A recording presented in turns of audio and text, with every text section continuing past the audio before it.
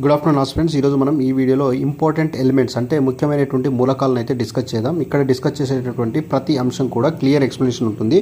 అదేవిధంగా రాబోయేటటువంటి ఏ competitive ఎగ్జామ్స్కైనా most important అండి.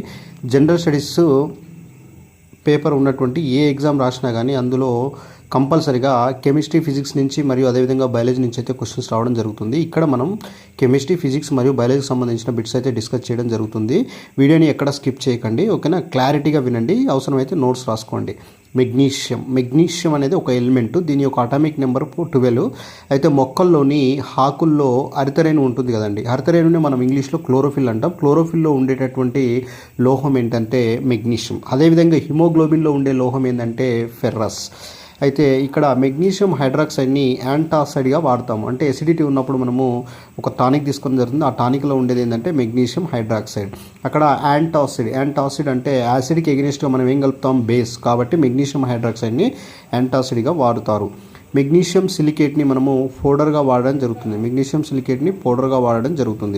మెగ్నీషియం కార్బోనేట్ని టూత్ పేస్ట్లో వాడతారు. మెగ్నీషియం కార్బోనేట్ ఎక్కడ వాడతాం? టూత్ పేస్ట్లో వాడతాం. నెక్స్ట్ కాల్షియం అంటే మీకు ఆల్రెడీ అందరికీ తెలుసు, పాలల్లో కాల్షియం ఉంటుంది, పాలు తాగాలని అంటారు కదా.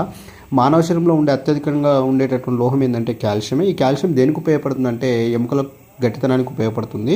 దాదాపు కాల్షియం అనేది 65% ఉంటుంది ఎముకల్లో. కాల్షియం ఫాస్ఫేట్ రూపంలో ఉంటుంది. నెక్స్ట్ గాలియం అంటే దీన్ని వేసవి ద్రవం అని అంటారు. దీని యొక్క ద్రవ్యభవన స్థానం 30.2 డిగ్రీ సెంటీగ్రేడ్స్. రేడియం అంటే రేడియోధార్మిక మూలకం. క్యాన్సర్ చికిత్సలో రేడియం అయితే వాడడం జరుగుతుంది. అదేవిధంగా సిలికాన్ అనేది సిలికాన్ డయాక్సైడ్.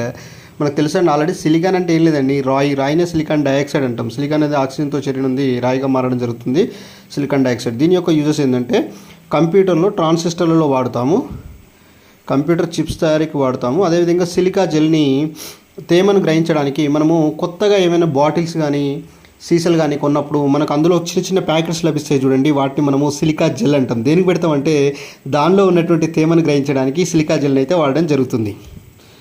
దీన్ని ట్రాన్సిస్టర్లలోను, కంప్యూటర్ చిప్స్లోను, సోలార్ ప్యానల్స్, పింగాణి, గాజు మరియు సిమెంట్ యొక్క పరిశ్రమల్లో మనము సిలికాన్ వాడడం జరుగుతుంది.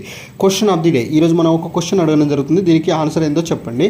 అత్యధిక కార్డినేషన్ సామర్థ్యం గల మూలకం ఏందో కామెంట్ బాక్స్లో కామెంట్ చేయండి. వీడియో నచ్చినట్లయితే తప్పకుండా లైక్ చేయండి. అదేవిధంగా మరిన్ని వీడియోస్ మీకు కావాలంటే తప్పకుండా ఛానల్ని అయితే సబ్స్క్రైబ్ చేసుకోండి. అదేవిధంగా లైక్ ఇస్తే నాకు ఎంకరేజ్మెంట్గా ఉంటుంది. Thank you one and all. Thank you అండి. ఇంకో విషయం అండి, ఇక్కడ క్లియర్గా రాయడం జరిగింది. కావాలంటే మీరు స్క్రీన్ షాట్ తీసుకోగలరు. Thank you. టైం ఉన్నప్పుడైతే బిట్స్ అయితే ప్రాక్టీస్ చేయండి, ఓకేనా? Thank you.